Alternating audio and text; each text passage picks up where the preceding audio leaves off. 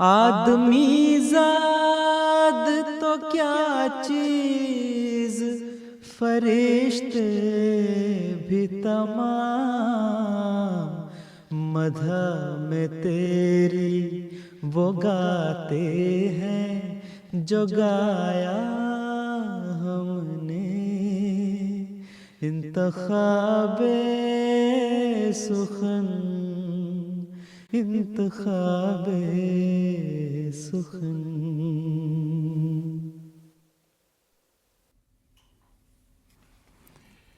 بسم اللہ الرحمن الرحیم۔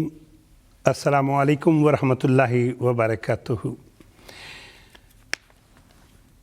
آج 26 اپریل سن 2025 ہے، ہفتے کا دن ہے، اور MTA انٹرنیشنل کے لندن اسٹوڈیو سے ہم آپ کو خوش آمدید کہتے ہیں اور انتخاب سخن کے ساتھ آپ کی خدمت میں حاضر ہیں۔ اللہ کے فضل سے برطانیہ میں موسم جو ہے وہ اب کھلنا شروع ہو گیا ہے، بہار کا موسم شروع ہو گیا ہے۔ آج تقریباً 17 یا 18 ٹیمپریچر ہے اس وقت برطانیہ میں، جو کہ بہت اچھا موسم تصور کیا جاتا ہے۔ ہمارے ساتھ اسٹوڈیو میں آج ہمارے ایک مربی موجود ہوں گے، مہمان موجود ہوں گے جو کہ مربی سلسلہ ہیں، اور شعر و ادب کے حوالے سے اگر آپ کوئی بھی سوال ہم سے پوچھنا چاہیں، آپ براہ راست ہم سے پروگرام کے دوران پوچھ سکتے ہیں۔ ہماری کوشش ہوگی کہ ہم آپ کے سوال کا جواب اسی وقت دیں۔ پروگرام کا آغاز کر رہے ہیں ہم در سمین میں سے بہت پیارے کلام کے ساتھ۔ جمال و حسن قرآن نور جانے ہر مسلمہ ہے، بہت پیارا کلام ہے، آئیے بڑی محبت سے سنتے ہیں۔ جمال و حسن قرآن نور جانے ہر مسلمان ہے، قمر ہے چاند اوروں کا، ہمارا چاند قرآن ہے، قمر ہے چاند اوروں کا، ہمارا چاند قرآن ہے۔ بہار جاوداں پیدا ہے اس کی ہر عبارت میں، بہار جاوداں پیدا ہے اس کی ہر عبارت میں، نہ وہ خوبی چمن میں ہے، نہ اس سا کوئی بستاں ہے، نہ وہ خوبی چمن میں ہے، نہ اس سا کوئی بستاں ہے۔ خدا کے قول سے قول بشر کیوں کر برابر ہو، خدا کے قول سے قول بشر کیوں کر برابر ہو، وہاں قدرت یہاں درماندگی فرق نمایاں ہے، وہاں قدرت یہاں درماندگی،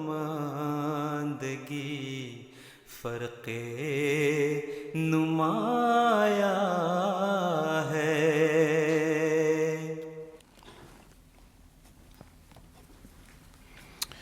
کیا ہی خوبصورت کلام در سمین میں سے ہم سن رہے تھے۔ آواز تھی محترم محمد عصمت اللہ صاحب کی، اور جیسا ہم نے پروگرام کے آغاز میں عرض کی، ہمارے ساتھ ہمارے ایک مہمان موجود ہیں۔ آئیے ہم ان سے آپ کا تعارف کرواتے ہیں۔ السلام علیکم ورحمۃ اللہ وبرکاتہ مربی صاحب۔ وعلیکم السلام ورحمۃ اللہ۔ مربی صاحب، ہم آپ کے بے حد شکر گزار ہیں، آپ ہماری درخواست پہ یہاں پہ تشریف لائے۔ مربی صاحب، اللہ کے فضل سے یہ پروگرام دنیا بھر میں بڑے شوق سے دیکھا جاتا ہے، اور نہ صرف احمدی احباب بلکہ بہت سے غیر احمدی احباب بھی ہیں، وہ بھی پروگرام دیکھ رہے ہوتے ہیں۔ ایک دوست جو کہ غالباً احمدی نہیں ہیں، انہوں نے کہا ہے کہ میں دیکھتا ہوں کہ بعض نظمیں آپ بار بار چلاتے ہیں، تو اس سے سوال یہ ہے کہ حضرت مسیح موعود علیہ السلام کا کلام ہمیں کیوں بار بار سننا اور پڑھنا چاہیے؟ جی، بسم اللہ الرحمن الرحیم، جزاکم اللہ احسن الجزا۔ اصل میں یہ ایک وقت کے نبی، وقت کے مبعوث کا ایک کلام ہے، ٹھیک، اور انہوں نے خود اس کے کلام کا مقصد بیان فرما دیا ہے کہ کچھ شعر و شاعری سے اپنا نہیں تعلق، جس ڈھب سے کوئی سمجھے یا اس ڈھب سے کوئی سمجھے، بس مدعا یہی۔ اب اس شعر کو سامنے رکھ کے جب ہم غور کرتے ہیں حضرت مسیح علیہ السلام کی شاعری پہ، اور آپ کا نثر والا کلام اور نظم والا کلام پڑھتے ہیں، تو ہمیں اس میں اتنی زیادہ سملیرٹی نظر آتی ہے کہ حضور نے جو مضامین اپنے نثر میں بیان فرمائے ہیں، بعض اوقات کئی صفحات کا مضمون جو ہے وہ ایک شعر میں حضور نے بیان فرما دی ہے۔ سبحان۔ وہی چیزیں شعر میں بیان کر کے حضور نے اپنا مقصد جس طرح کے بیان فرمایا ہے اس کا اظہار کیا ہے کہ ہو سکتا ہے کوئی نثر کو پڑھ کے نہ سمجھ سکے، اور اس کو بات اس طرح اس کے دل میں نہ اترے جس طرح وہ نظم پڑھ کے سمجھ جائے۔ وہ ایک شعر ہی ہو سکتا ہے اس کے دل میں گڑ جائے اور اس کا مضمون اس کو سمجھ آ جائے اور وہ اس پر عمل کرنے لگ جائے۔ تو حضور نے دونوں طریقے استعمال فرمائے ہیں کہ نثر، بعض اوقات نثر، بعض طبائع ایسی ہوتی ہیں کہ نثر پڑھ کے ان کو بات سمجھ آ جاتی ہے، بعض طبائع ہوتی ہیں کہ ان کو منظوم کلام ان کے دل پہ اثر کرتا ہے۔ مثال کے طور پہ ہم جو آج شعروں کی بعض تشریح بیان کریں گے ان میں بھی وہ چیزیں آئیں گی، لیکن ایک شعر میرے سامنے ابھی ہے۔ حضور نے فرمایا کہ جب تک خدائے زندہ کی تم کو خبر نہیں، بے قید اور دلیر ہو، کچھ دل میں ڈر نہیں۔ اب یہ سادہ سے الفاظ، کوئی اس میں لفظ بھی مشکل نہیں، اور دو مصرے کا ایک لائن بنتی ہے، لیکن یہ مضمون حضور کی کتابوں میں کئی صفحات میں ملے گا کہ یعنی جب تک خدا تعالیٰ کی آپ کو معرفت میسر نہیں، آپ کو یہ پتہ نہیں کہ وہ خدا زندہ ہے اور موجود ہے اور واقعتاً وہ تو آپ کے ساتھ کلام کر سکتا ہے، اگر آپ اس کے قریب آئیں تو آپ کی بات سنتا ہے، آپ کی بات کا جواب دیتا ہے، جب تک ایسے خدا کا آپ کو یقین نہیں ہے کہ وہ نہ صرف اس طرح کا خدا ہے بلکہ وہ گناہوں پر وہ سزا بھی دے سکتا ہے، تو اس وقت تک آپ کبھی بھی اس سے نہ ڈریں گے بھی نہیں، آپ تو کھلم کھلا گناہ کریں گے۔ وہ لوگ کہیں گے اس کا وجود ہی نہیں ہے، وہ کون سا کسی کے ساتھ رابطے میں ہے، نہ کسی کو سزا دیتا ہے، کچھ بھی نہیں۔ جب اس کے وجود کا ہی انکاری ہے تو وہ پھر 100 طرح کے گناہ کرے گا۔ اور اس کی پھر حضور نے مثالیں دی ہیں بہت ساری لمبی، تو لمبا مضمون بیان کیا، اس سارے مضمون کو ایک چھوٹے سے شعر میں، 2 مصرے کے شعر میں حضور نے بیان فرما دی۔ تو اس لیے ہمیں حضرت مسیح موعود علیہ السلام کا کلام بار بار سنتے رہنا چاہیے، اور اس کے ساتھ ساتھ نثر بھی پڑھنا چاہیے۔ تو ایسے ہی ہے یہ کہ اگر آپ نے نثر پڑھی ہوئی ہے اور آپ نظم پڑھیں تو یہ اس کا شارٹ کٹ بن جاتا ہے۔ تو حضرت خلیفۃ المسیح ثالث بیان فرمایا کرتے تھے کہ وہ حضور کے بعض شعر جو ہیں ان کو ساتھ رکھ لیا کرتے تھے، مضمون کو جو ان کی حضور کی کتابوں میں پڑھا ہوا ہے وہ اس کی طرف ریفر کرتے تھے۔ وہ شعر یاد ہو جائے تو بندے کے ذہن میں آ جاتا ہے اچھا یہ فلاں مضمون ہے، تو وہ شعر کے 2 سطریں آپ نے لکھی ہیں اور آپ کا مضمون کا جو نوٹس ہیں وہ تیار ہو گئے۔ سبحان اللہ۔ اور جی ناظرین، جیسے ہمیں مربی صاحب نے بھی نصیحت کی، ہمیں حضور کا منظوم کلام بھی اور نثریہ کلام بھی بار بار پڑھنا چاہیے، اور یہ اشعار بھی ہم بار بار اسی لیے سناتے ہیں، ایک تو بار بار سنتے رہنا چاہیے، دوسرا نہ جانے کب کون سا شعر جو ہے وہ ہمارے دل پہ اثر کر جائے اور ہماری زندگی میں انقلاب لے آئے۔ نعتیہ کلام سنیں گے حضرت سید ولد آدم صلی اللہ علیہ وسلم، کلام ہے کلام طاہر میں سے، آئیے سنتے ہیں۔ حضرت سید ولد آدم صلی اللہ علیہ وسلم، صلی اللہ علیہ وسلم، سب نبیوں میں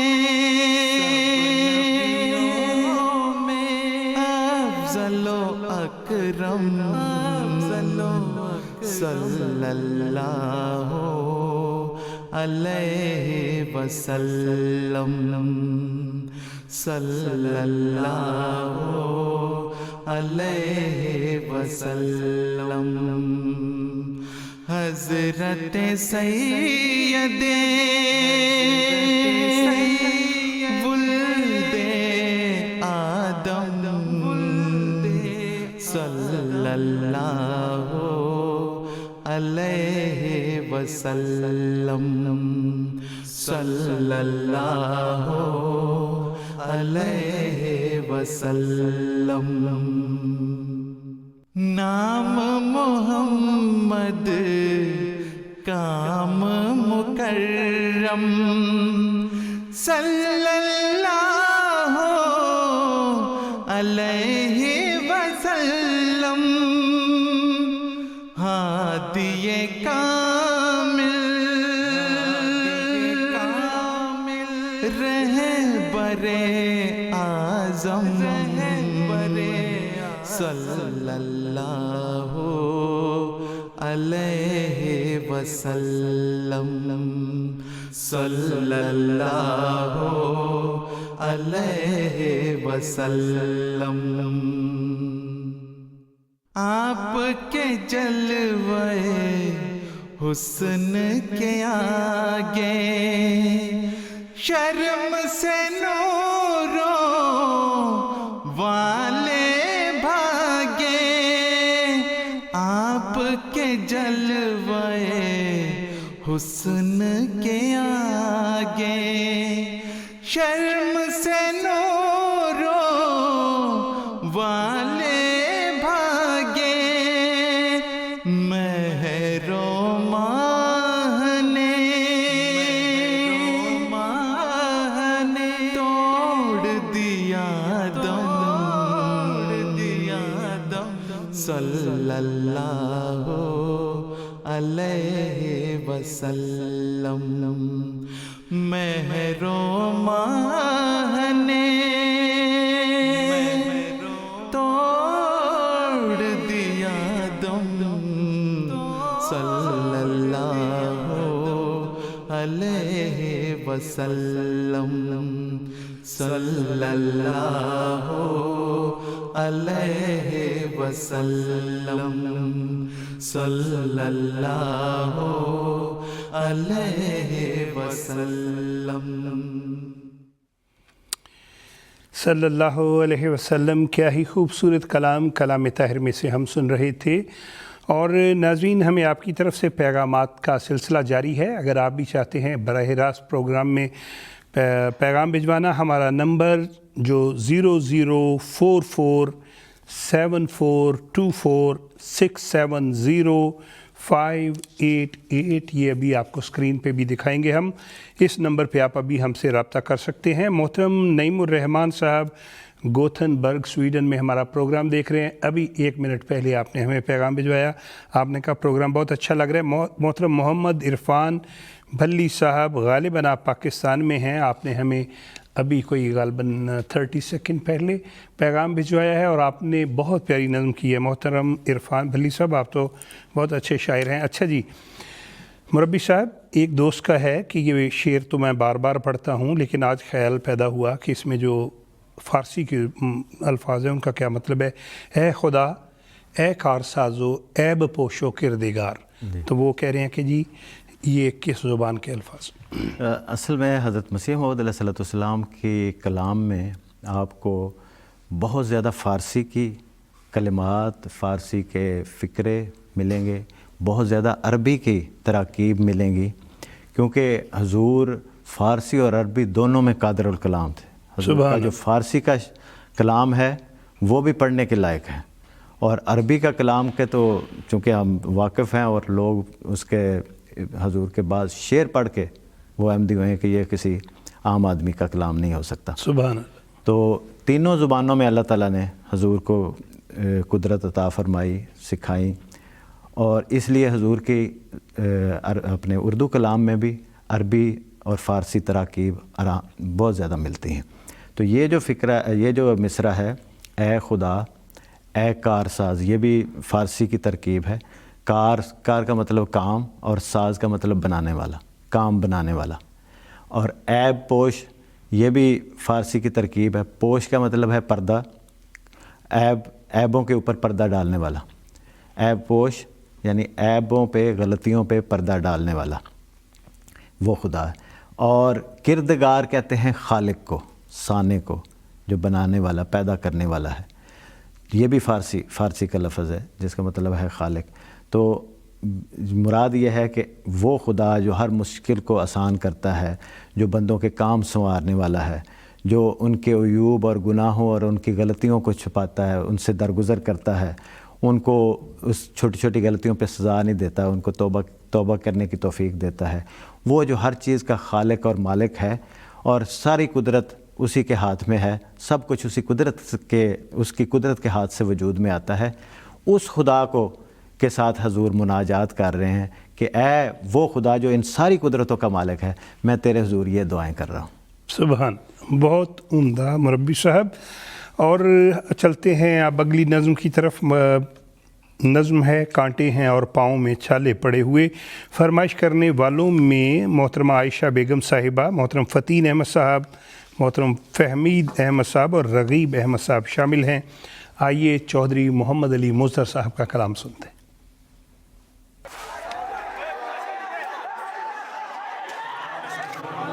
کانٹے ہیں اور پاؤں میں چھالے پڑے ہوئے،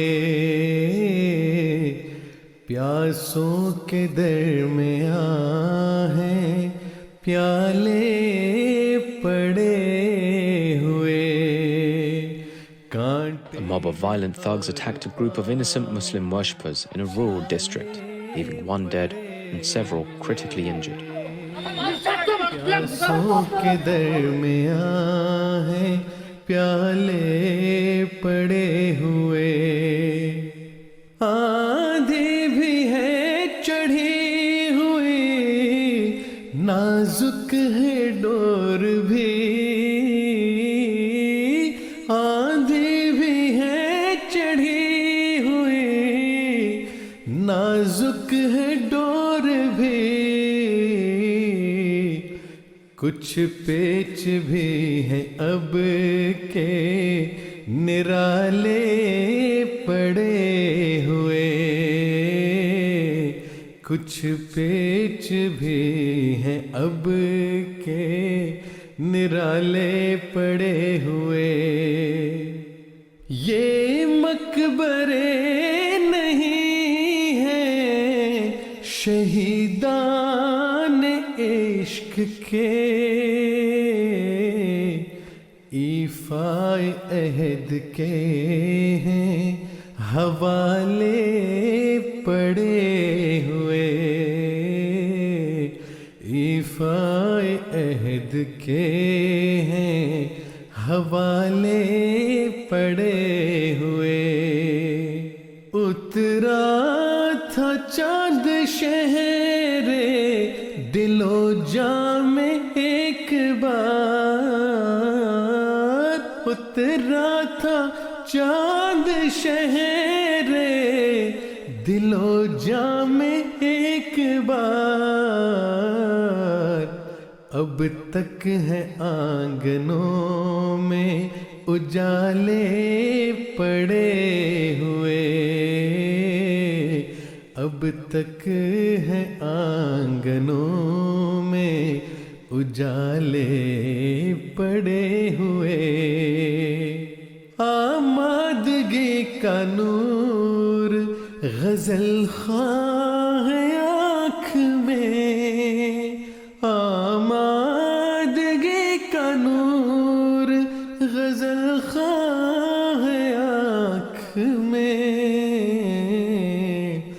فرتے حیا سے لب پہ ہیں تالے پڑے ہوئے فرتے حیا سے لب پہ ہیں تالے پڑے ہوئے. کیا ہی خوبصورت کلام محترم چودھری محمد علی مظہر صاحب کا ہم سن رہے تھے محترم مرتضیٰ منان صاحب کی آواز میں. اور چند ایک پیغامات. محترمہ عالیہ فہمید صاحب آپ کا پیغام مل گیا. محترمہ زویا متین صاحبہ، عادل نصیر صاحب، عائزہ نصیر صاحبہ سب پیارے حضور کو السلام علیکم کہہ رہے ہیں اور ہمارے مہمان کو بھی السلام علیکم کہہ رہے ہیں. جی کہہ رہے ہیں پروگرام بڑا اچھا لگ رہا ہے. ربی صاحب ایک سوال ہے، بلکہ سوال میں سوالات ہیں کافی. وہ کہتے ہیں جی در سمین کا کیا مطلب ہے؟ کیا حضور کی زندگی میں بھی یہ کوئی منظوم کلام شائع ہوا تھا؟ اور ذوالمنن شکر و سپاس اس کا کیا مطلب؟ یہ در سمین یہ بھی فارسی ترکیب ہے. در کا مطلب ہے موتی اور سمین کا مطلب ہے قیمتی. تو قیمتی موتی یعنی ہر شعر، ہر مصرع، اس کا ہر لفظ جو ہے وہ ایک قیمتی موتی ہے. موتی کی طرح ایک مالا میں جیسے جڑا ہوا ہے. تو اس لیے اس کو اپنے پاس آپ محفوظ رکھ لیں تو آپ کی بھی خوبصورتی میں اضافہ ہوگا. تو حضرت مسیح علیہ السلام کے زمانے میں ہی چھپی تھی اور اس میں جو اس وقت حضور کے بعض قصائد یا نظمیں جو تھیں وہ اس وقت جو حضور نے لکھی تھیں وہ اس میں چھپی تھیں. کہ ملفوظات میں ذکر آتا ہے بعض صحابہ نے اس کے بارے میں سوال بھی پوچھا کہ در سمین میں یہ آیا ہے، یہ نظم میں فلاں نظم میں یہ آیا ہے. تو حضرت مسیح علیہ السلام کے زمانے میں ہی اس نام سے چھپ چکی تھی. اگلا جو آپ کا دوسرا جو شعر ہے حضرت مسیح علیہ السلام کا کہ کس طرح تیرا کروں اے ذوالمنن شکر و سپاس. تو یہ انتہائی یعنی عظیم قسم کی حضور نے یہ ترکیب استعمال فرمائی ہے کہ سوال بھی وہی ہے اور اس کے اندر ہی جواب ہے. آگے ہے وہ زبان لاؤں کہاں سے جس سے ہو یہ کاروبار، لیکن پہلے سوال میں ہی جواب ہے. ذوالمنن یہ بھی فارسی ترکیب ہے، عربی ترکیب بھی ہے کہ نعمتوں والا. کس طرح تیرا کروں اے ذوالمنن شکر و سپاس. شکر اور سپاس دونوں ایک معنی ہے. وہ بھی سپاس فارسی میں شکر کو ہی کہتے ہیں.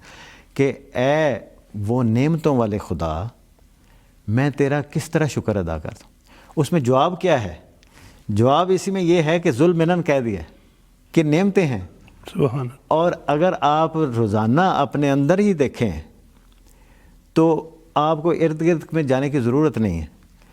کہ آپ جب صبح اٹھتے ہیں، اگر آپ یہ تصور کریں کہ میری آنکھیں ہیں، میں آنکھوں سے دیکھ سکتا ہوں دنیا میں کتنے ایسے لوگ ہیں جن کی آنکھیں نہیں ہیں، اور یہ اللہ تعالیٰ نے مجھے نعمت دی ہے بغیر میرے طلب کیے، بغیر میرے کسی کام کے، بغیر میرے کسی عمل کے. ٹھیک ہے. میں آپ اٹھ کے باہر جاتے ہیں، آپ کو اللہ تعالیٰ نے ٹانگیں دی ہیں، آپ کو اللہ تعالیٰ نے ہاتھ دیے ہیں، آپ کو بولنے کے لیے زبان دی ہے، آپ کو ماں باپ دیے ہیں، آپ کو بہن بھائی دیے ہیں، آپ کو بچے دیے ہیں، آپ کو اتنے حسین منظر دیے ہیں. آپ صرف اپنے بیڈ سے اٹھتے ہیں اور ایک آنکھ کھولتے ہیں تو اتنے زیادہ چیزیں آپ کے ایریا میں آ جاتی ہیں کہ جن کا آپ شکر ادا کر ہی نہیں سکتے. اتنی نعمتیں ہیں اللہ تعالیٰ کی کہ جن کا آپ گھر آپ ادا ہی نہیں کر سکتے. تو وہ اصل میں ایک سوال ہے، لیکن اس کے اندر ہی جواب ہے کہ انسان کے اندر اتنی اللہ تعالیٰ نے نعمتیں کی ہیں، تو میں اگر کس نعمت کا شکر کروں اور وہ زبان کہاں سے لاؤں جس سے اس شکر کا حق ادا ہو سکے. ماشاءاللہ، بہت خوبصورت مربی صاحب آپ نے اس کی تشریح کی ہے. اور اب ہم نظم کی طرف چلتے ہیں. روح کی لذت بن کر برسا مولا تیری ذات کا نام. روح کی لذت بن کر برسا مولا تیری ذات کا نام. روح کی لذت بن کر برسا مولا تیری ذات کا نام. بھول گئے ہم سارے موسم، یاد رہا برسات کا نام. بھول گئے ہم سارے موسم، یاد رہا برسات کا نام. روح کی لذت بن کر برسا مولا تیری ذات کا نام. بھول گئے ہم سارے موسم، یاد رہا برسات کا نام. ایک صحیفہ جس کو تو نے صبح ازل تصنیف کیا، ایک صحیفہ جس کو تو نے صبح ازل تصنیف کیا. یعنی اس میں محمد جس کا اسم ابد آیات کا نام. یعنی اس میں محمد جس کا اسم ابد آیات کا نام. بھول گئے ہم سارے موسم، یاد رہا برسات کا نام. بھول گئے ہم سارے موسم، یاد رہا برسات کا نام.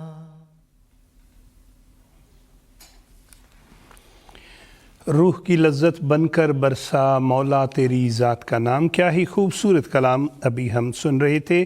اور ناظرین، آپ کی طرف سے دنیا بھر سے بہت سے پیغامات مل رہے ہیں، اور سب پیغامات میں کہا ہوتا ہے کہ پیارے حضور کی خدمت اقدس میں السلام علیکم کہا جائے. ایک اور بات کی میں وضاحت کرتا چلوں، بہت سے پیغامات ہمیں دنیا بھر سے مل رہے ہوتے ہیں کہ ہم شہدائے کرام سے متعلق جب آپ کو پیغامات بھجواتے ہیں تو آپ ان کا کوئی جواب کیوں نہیں دیتے، یا ان شہداء کا نام اور سب کچھ شامل کیوں نہیں کرتے. بات یہ ہے کہ ہم سب حضرت امیر المومنین ایدہ اللہ تعالیٰ بنصر عزیز یعنی خلافت کی ڈھال کے پیچھے ہیں، اور ہمارے پیارے حضور جو اس کے متعلق فرماتے ہیں ہمیں ضرور وہ سننا چاہیے اور اسی پہ عمل کرنا چاہیے. تو لیکن آپ کے جذبات جو ہیں وہ ہم تک پہنچتے رہتے ہیں. دوسرا ایک اور بھی عرض کروں، بعض تجاویز ہوتی ہیں کہ آج کے سب پروگراموں میں جو ہیں ساری نظمیں کسی خاص ایک موضوع پہ چلائی جائیں، تو وہ بھی جو ہے اس کے متعلق ہماری کمیٹی جو ڈیسائیڈ کرتی ہے اس کے مطابق ہم چلتے ہیں. مربی صاحب، آپ بھی سب پاکستان کے بھی حالات دیکھ رہے ہیں، اللہ تعالیٰ بڑا فضل فرمائے، اور آپ ایک بہت خوبصورت شاعر بھی ہیں، تو مجھے پتہ چلا ہے آپ نے آج کل میں کچھ کلام لکھا ہے، اگر وہ ہو جائے تو. جی، دراصل یہ شہداء کے بارے میں یہ بھی کلام ہے، اور میں سمجھتا ہوں کہ ہر احمدی کے دل میں یہ ہمارے شہیدوں کے بارے میں ایک زخم ہے، جو جب بھی کوئی نئی شہادت ہوتی ہے تو وہ زخم تازہ ہو جاتا ہے. جی، ابھی ریسنٹلی جو 2 شہادتیں ہوئی ہیں تو پھر دوبارہ وہ زخم تازہ ہو گیا. تو یہ نظم تو گو پرانی ہے، لیکن جب بھی ایسا موقع آتا پڑھتے ہیں تو وہی جذبات ہوتے ہیں. جی، تو یہ سب ہم لوگوں کے جذبات ہیں جن کی شاید ترجمانی ہو جائے کہ اشک کا بحر بے کراں دے دے، اشک کا بحر بے کراں دے دے، درد کو کوئی تو زباں دے دے، سبحان اللہ، اور میرے دل کو کشادہ تر کر دے، میرے دل کو کشادہ تر کر دے، زخم کو کوئی رازداں دے دے، واہ، کیونکہ زخم بڑا ہے اس لیے دل بھی بڑا ہونا چاہیے، میرے دل کو کشادہ تر کر دے، زخم کو کوئی رازداں دے دے، اور جھلسا جاتا ہوں اب تو سائے میں، مجھ پہ سورج کا سائباں دے دے، واہ، زندگی اس پہ رشک کرتی ہے، یہ جو ہمارے مسجدوں میں شہید کیے گئے تھے ان کے بارے میں ہے کہ زندگی اس پہ رشک کرتی ہے، تیری دہلیز پہ جو جان دے دے، سبحان اللہ، سبحان اور تو مالک ہے، تو اگر چاہے گل جو مانگوں تو گل ستاں دے دے، اللہ، بہت، اور اب تو اس عہد کی زمینوں کو، اب تو اس عہد کی زمینوں کو چاند تاروں کا آسمان دے دے، سبحان اللہ، یہ زمین یہ لوگ ہیں، اور چاند تاروں کا آسمان خلافت اور سبحان مسیح اللہ، موعود السلام کی بہت جماعت ہے، خوبصورت، اور اب تو اس عہد کی زمینوں کو چاند تاروں کا آسمان دے دے، اب تو اس بے امان دنیا کو ایک یہ پروانہ امان دے دے، اور سبحان اب تو ہرما نصیب لوگوں کو کوئے جانا کا کارواں دے دے۔ بہت عمدہ، بہت عمدہ مربی صاحب، چند ہی اشعار میں آپ نے وہ کیا کہتے ہیں دریا کو کوزے میں بند کر دیا۔ بہت شکریہ ناظرین۔ اگلی نظم ہم وہی لوگ ہیں، مصور احمد صاحب کی آواز، اور فرمائش کرنے والوں میں محترمہ نبیلہ عارف صاحبہ، ثنا فرید صاحبہ، یاسر احمد صاحب، سمینہ صادق صاحبہ، آپ حضرت سے ہیں، رقیہ منصور صاحبہ۔ آپ سب کے لیے نظم ہم سنیں گے، ہم وہی لوگ ہیں۔ جن کی گلیوں میں کانٹے بچھائے گئے، جن کے بستے ہوئے گھر جلائے گئے، وہ جو ہر دور میں آزمائے گئے، بے گناہ جو لہو میں نہائے گئے، ہم وہی لوگ ہیں، ہم وہی لوگ ہیں، ہم وہی لوگ ہیں، ہم وہی لوگ ہیں، ہم وہی لوگ ہیں، جن کی گلیوں میں کانٹے بچھائے گئے، جن کے بستے ہوئے گھر جلائے گئے، وہ جو ہر دور میں آزمائے گئے، بے گناہ جو لہو میں نہائے گئے، ہم وہی لوگ ہیں، ہم وہی لوگ ہیں، ہم وہی لوگ ہیں، ہم وہی لوگ ہیں، ہم وہی لوگ ہیں، وہ جو رسم وفا کی نبھا کے چلے، شہر جانا کو سب کچھ لٹا کے چلے، اپنے پیاروں کی لاشیں اٹھا کے چلے، ہر قدم ضبط غم آزما کے چلے، ہم وہی لوگ ہیں، ہم وہی لوگ ہیں، ہم وہی لوگ ہیں، ہم وہی لوگ ہیں، ہم وہی لوگ ہیں، وہ جنہوں نے جفاؤں کو مانا نہیں، 4 دن کے خداؤں کو مانا نہیں، وہ جنہوں نے جفاؤں کو مانا نہیں، 4 دن کے خداؤں کو مانا نہیں، جبر کی انتہاؤں کو مانا نہیں، قاتلوں بے وفاؤں کو مانا نہیں، قاتلوں بے وفاؤں کو مانا نہیں۔ ہم وہی لوگ ہیں، ہم وہی لوگ ہیں، ہم وہی لوگ ہیں، ہم وہی لوگ ہیں، ہم وہی لوگ ہیں، جن کی گلیوں میں کانٹے بچھائے گئے، جن کے بستے ہوئے گھر جلائے گئے۔ ابھی شہدائے کرام کے سے متعلق ہم یہ نظم سن رہے تھے، آواز تھی محترم مصور احمد صاحب کی۔ چند ایک پیغامات شامل کرتے چلیں۔ محترمہ عالیہ مسکان صاحبہ، آپ کا پیغام مل گیا ہے۔ محترمہ عریضہ ملک صاحبہ، محترم عبیدہ جلال صاحب، محترمہ نصرت بٹی صاحبہ، آپ نصرت بٹی صاحبہ ہیں کینیڈا میں، محترم شیخ سفیر احمد صاحب ہیں انڈیا میں، آپ سب کی طرف سے محبتوں بھرے پیغامات مل گئے ہیں جی۔ آپ کا کہنا ہے پیارے حضور کی خدمت اقدس میں السلام علیکم کہیں، ہمارے مہمان کو بھی السلام علیکم کہیں، اور پروگرام بڑا اچھا لگ رہا ہے۔ مربی صاحب، سوال ہے کہ جو حضور کا ایک شعر ہے، تلخی کی زندگی کو کرو صدق سے قبول، تا تم پہ ہو ملائکہ عرش کا نزول، اس کی وہ تشریح جاننا چاہ رہے ہیں۔ جی، اصل میں اس میں یہ مراد نہیں کہ انسان جو اللہ تعالیٰ نے جس پہ نعمتیں عطا کی ہیں وہ ساری نعمتوں کو چھوڑ کے وہ تلخی کی زندگی کی طرف چلا جائے۔ ٹھیک، اس میں حضرت مسیح موعود علیہ السلام نے خود بیان فرمایا، جو اپنے نصریہ کلام ہے، اس میں حضور نے فرمایا کہ دو طرح کی تکالیف انسان پہ آتی ہیں۔ ایک یہ ہے کہ جو انسان خود خدا تعالیٰ کے لیے برداشت کرتا ہے، ٹھیک، اور دوسری یہ ہے کہ جو اللہ تعالیٰ ابتلا کے طور پہ انسان کو ان تکالیف میں مبتلا کرتا ہے۔ تو ان دونوں قسم کی تکالیف میں جب انسان پڑھ کے خدا تعالیٰ کی رضا پر راضی رہ کر صبر سے اس عرصے کو گزار کے جب نکلتا ہے، تو پھر ایسے ہی ہے، حضور نے فرمایا ہے کہ ایسے ہی لگتا ہے کہ جیسے ایک بچہ جو ہے وہ خدا تعالیٰ کی گود میں آ گیا ہے۔ تو پھر اللہ تعالیٰ اس پہ اپنے فرشتوں کا نزول کرتا ہے، اس پہ اپنی نعمتوں کا نزول کرتا ہے۔ حضرت مسیح موعود علیہ السلام نے حضرت حسن بصری کی ایک مثال بیان کی، قول بیان کیا ہے کہ کسی نے ان سے پوچھا تھا کہ آپ کو غم کب ہوتا ہے؟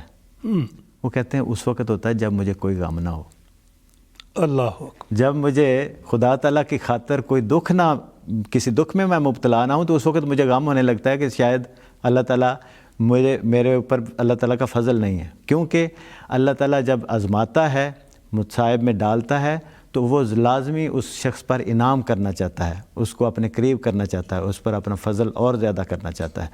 تو اس وجہ سے حضرت مسیح علیہ السلام نے لکھا ہے کہ وہ درد جس سے خدا راضی ہو اس لذت سے بہتر ہے جس سے خدا ناراض ہو، اور وہ شکست جس سے خدا راضی ہو اس فتح سے بہتر ہے جس سے خدا تعالیٰ ناراض ہو۔ سبحان سبحان اللہ۔ مربی صاحب، بہت خوبصورت طریقے سے آپ نے اس خوبصورت شعر کی تشریح کی ہے۔ ہم بڑھتے ہیں اپنی اگلی نظم کلام محمود میں سے، یارو مسیح وقت کے تھی جن کی انتظار، تنویر ناصر صاحب کی آواز ہے، آئیے سنتے ہیں۔ یارو مسیح وقت کے تھی جن کی انتظار، رہ تکتے تکتے جن کی کروڑوں ہی مر گئے۔ یارو مسیح وقت کے تھی جن کی انتظار، رہ تکتے تکتے جن کی کروڑوں ہی مر گئے۔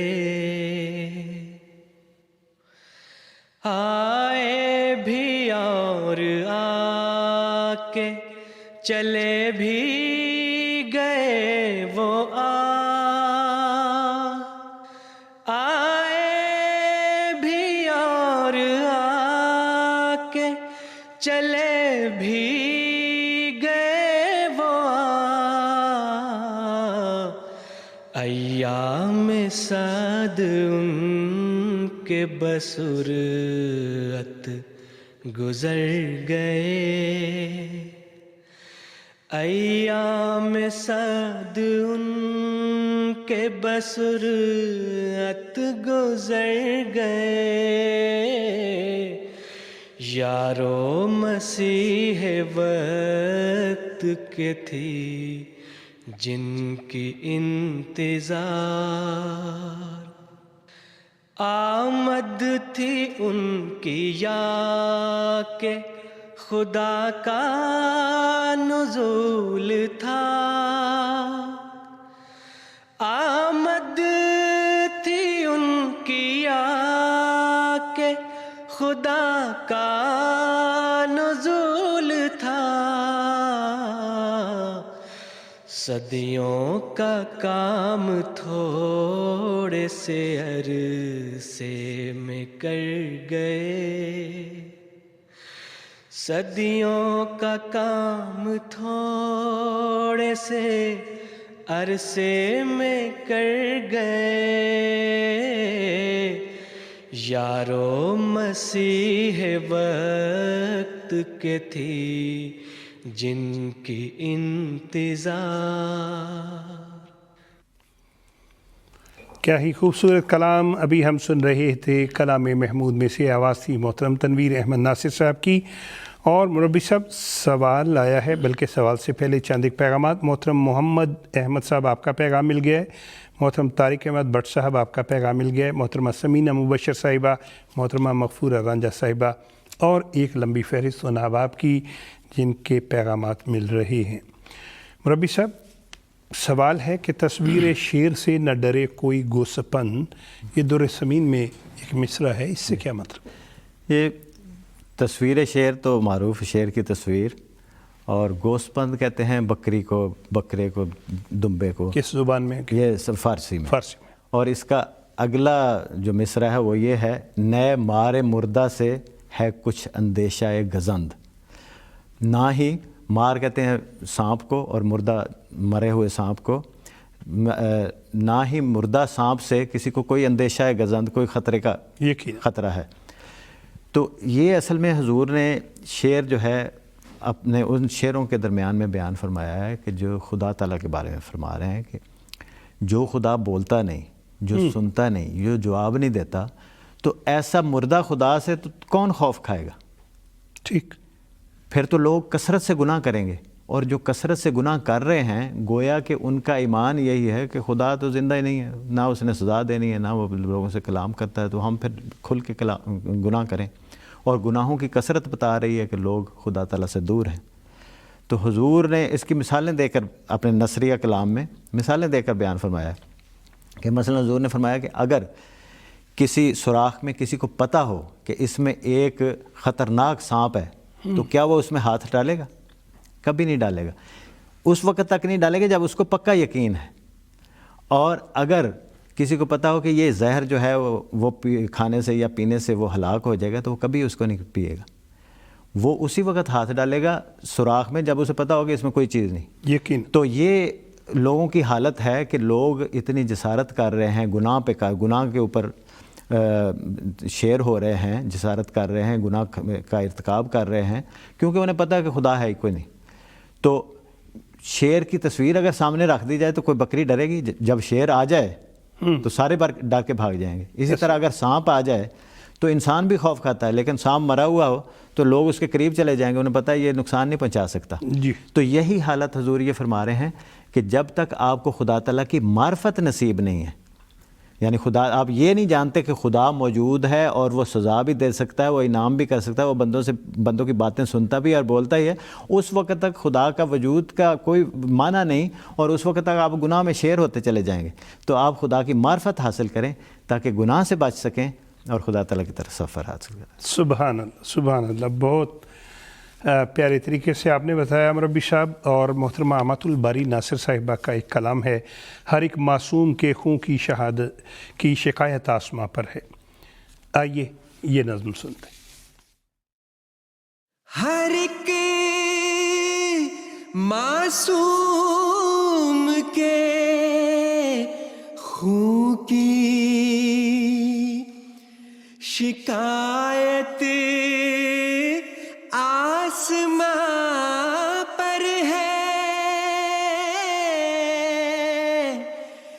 جو بے دردوں کو خود روکے وہ طاقت آسماں پر ہے. ہر ایک معصوم کے خون کی شکایت آسماں پر ہے. جو بے دردوں کو خود روکے وہ طاقت آسماں پر ہے. یہ پودا احمدیت کا خدا نے خود لگایا ہے. زمین پر ہے مگر اس کی حفاظت آسماں پر ہے.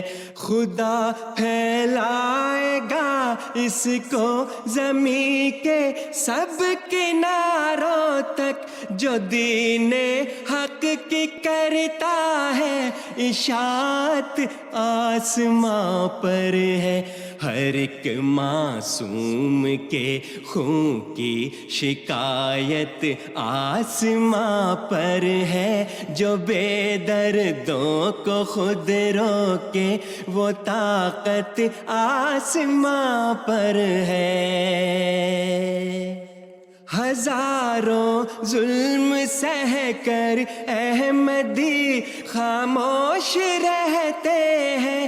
انہیں یہ علم ہے اعلیٰ عدالت آسماں پر ہے. ہر ایک ظالم کو اس نے آہنی ہاتھوں سے کچلا ہے. جہاں انصاف ہوتا ہے عدالت آسماں پر ہے. ہر ایک معصوم کے خون کی شکایت آسماں پر ہے. جو بے دردوں کو خود روکے وہ طاقت آسماں پر ہے. کسی انسان کے آگے نہیں فریاد اور زاری. ہماری زندگی کی ہر ضمانت آسماں پر ہے. ہر ایک معصوم کے خون کی شکایت آسماں پر ہے. جو بے دردوں کو خود روکے وہ طاقت آسماں پر ہے. ہر ایک معصوم کے خون کی شکایت آسماں پر ہے. جو بے دردوں کو خود روکے وہ طاقت آسماں پر ہے. کیا ہی خوبصورت کلام محترمہ امت الباری ناصر صاحبہ کا ہم سن رہے تھے محترم ناصر علی عثمان صاحب کی آواز میں. مربی صاحب، وقت بہت کم ہے اور دنیا بھر سے پیغامات کا سلسلہ، سوالات کا سلسلہ جاری ہے، اس لیے اس سیگمنٹ میں خاک سر آپ سے 2 سوال پوچھے گا. ایک ہے کہ مومن ہی فتح پاتے ہیں انجام کار میں، ایسا ہی پاؤ گے سخن کردگار میں، یہ دوسرے مصرے کا مطلب پوچھنا چاہتے ہیں. اور ایک ہے دعوت ہر ہرزہ گو کچھ خدمت آسان نہیں، ہر قدم میں کوہ مارا ہر گزر میں دشت خار. سو ان دونوں کا اگر آپ کچھ مومن ہی فتح پاتے ہیں انجام کار میں، ایسا ہی پاؤ گے سخن کردگار میں، یعنی خدا تعالیٰ کے کلام میں، یعنی اللہ تعالیٰ کے کلام میں ایسا ہی پاؤ گے کہ مومن ہی آخر فتح یاب ہوتے ہیں. اور یہ حضرت مسیح علیہ السلام نے اس آیت کی طرف اشارہ کیا، ان العاقبۃ للمتقین والعاقبۃ للمتقین، یعنی انجام بخیر جو ہے متقیوں کا، مومنوں کا ہی ہوتا ہے. کیوں ہوتا ہے؟ کیونکہ انہوں نے ایک لمبا عرصہ مشقتوں کی، تلخی کی زندگی گزار کے وہ خدا تعالیٰ کی رضا پہ چل کے وہ چلتے ہیں. اور آپ انبیاء کی طرف دیکھیں کہ کس طرح ان کی زندگی کی ابتدا کس طرح ہوتی ہے، کس طرح ان کے ماننے والے ظلموں کا شکار ہوتے ہیں، اور آخر پہ اللہ تعالیٰ ان کو فتح یاب کرتا ہے کہ انجام کار ان کا ہی اچھا ہوتا ہے. حضرت مسیح علیہ السلام نے اپنے نصری کلام میں اس کا ذکر فرمایا ہے کہ حضور فرماتے ہیں کہ ایک دفعہ حضرت بایزید بسطامی صاحب جو ہیں وہ واعظ فرما رہے تھے، تو ایک شخص جو کہ بڑا کوئی شیخ زادہ تھا اپنے پیڑھی سے وہ آ رہا تھا، تو وہ وہاں پہ ان کی مجلس میں بیٹھا ہوا تھا، وہ سوچنے لگے کہ یہ آدمی جو ہے کل کا آدمی، اس پر اتنے خدا تعالیٰ کے فضل کہاں سے آنے لگے، ہم پہ ہونے چاہیے تھے، ہم تو ایک لڑی سے آ رہے ہیں۔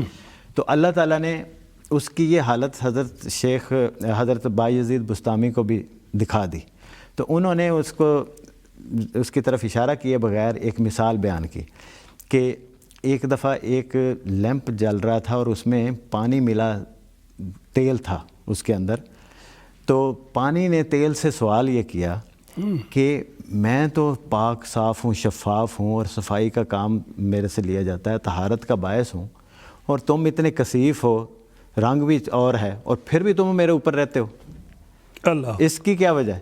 تو کہتے ہیں کہ اس نے جواب دیا تیل نے، اس نے کہا تمہیں اس کے پیچھے، میرے پیچھے جتنے میں نے عذاب جھیلے ہیں، جتنی تکلیفیں برداشت کی ہیں، اس کا تمہیں نہیں پتہ کہ میں ایک دانہ تھا، مجھے مٹی میں ملایا گیا، اور مٹی میں اتنے عرصے میں نے گزارا، پھر میں اس سے بڑا، پھر مجھے کاٹا گیا، پھر مجھے کولو میں پیسا گیا، اور مختلف چیزوں سے گزر کے بالآخر میں یہ تیل کی صورت میں آیا ہوں، اب اس کے بعد بھی کیا میرا حق نہیں بنتا کہ مجھے یہ تمہارے اوپر فوقیت ملے؟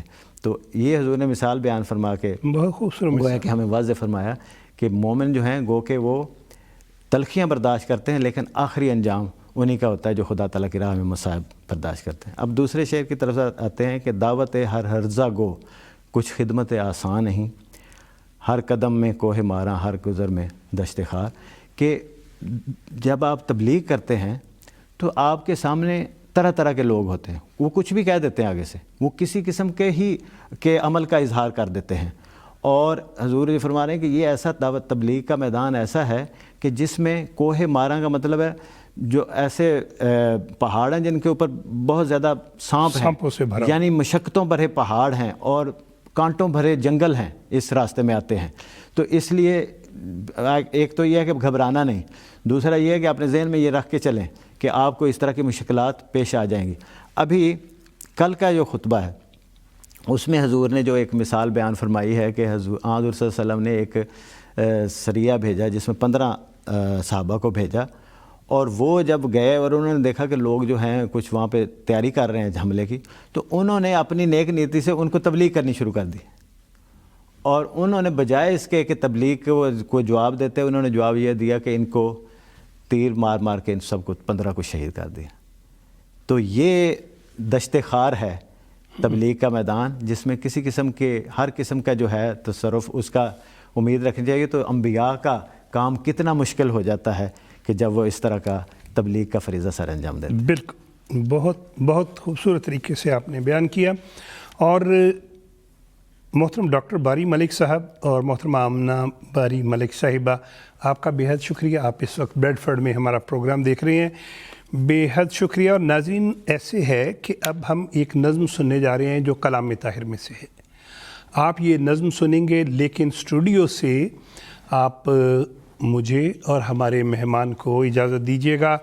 ہماری طرف سے السلام علیکم ورحمۃ اللہ وبرکاتہ۔ اور مربی صاحب، کچھ پیغامات یہ بھی آئے ہیں کہ مربی صاحب کو دوبارہ بھی بلایا جائے اسٹوڈیو میں۔ جی، ہماری طرف سے السلام علیکم، اور آپ سنیے اس رحمت عالم ابر کرم کے یہ کیسے متولے۔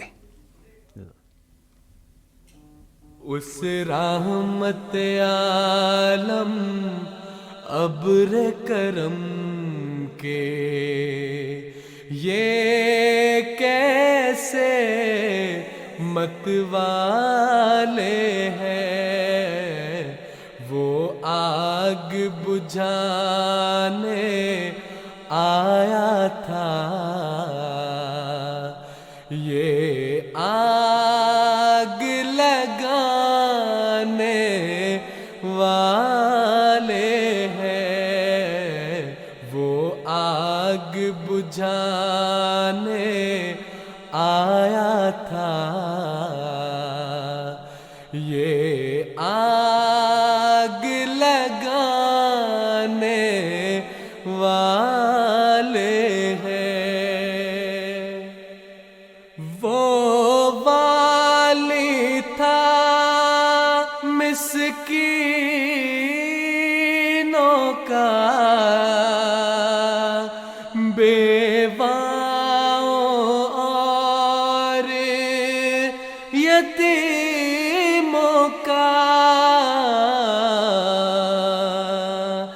یہ ماں بہنوں کے سر کے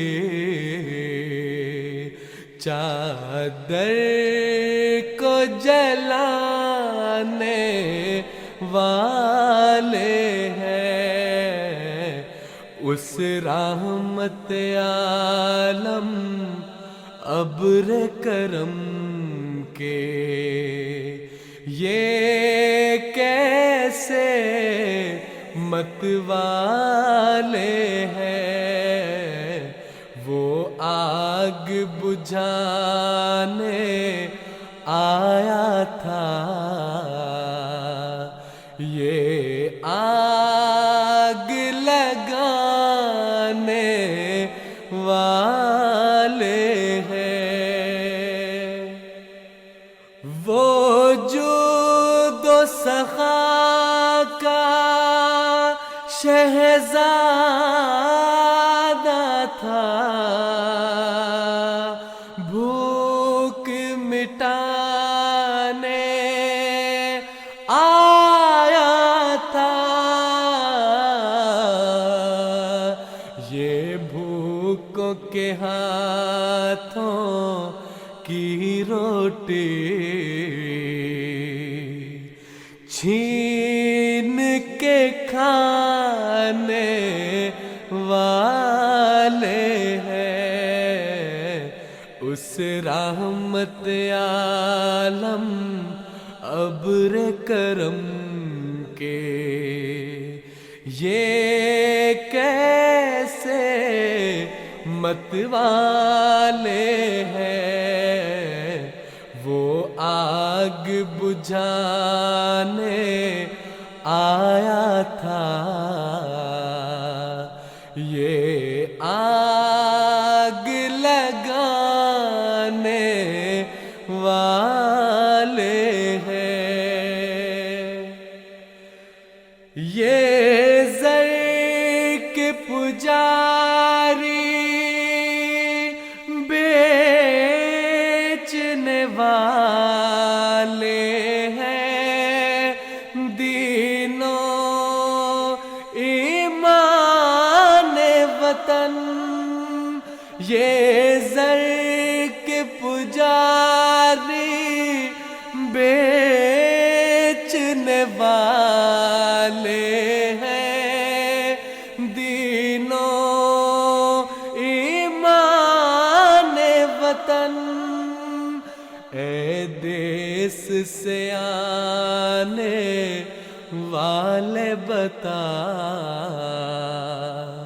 کس حال میں ہے یاران وطن، آدمی زاد تو کیا چیز، فرشتے بھی تمام، مدح میں تیری وہ گاتے ہیں جو گایا ہم نے، انتخاب سخن، انتخاب سخن۔